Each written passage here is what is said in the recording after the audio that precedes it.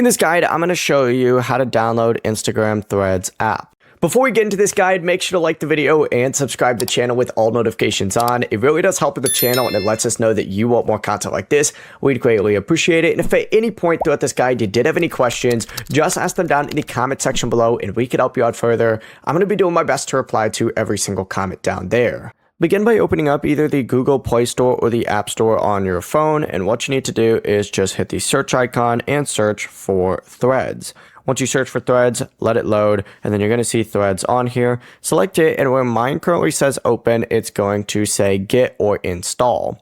Select that, wait for the app to finish downloading, and once it's installed, hit open, and it's going to ask you to log in with your Instagram account. From here, you can import all your Instagram profile information, including your name, bio, link, and you can also just set it all up manually. It's up to you.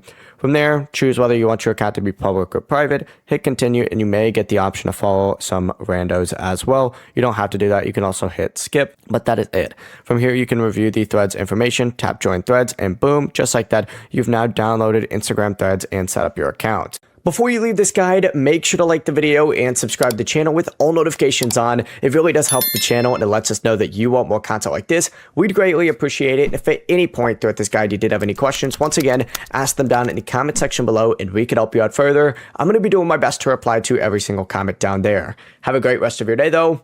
Peace.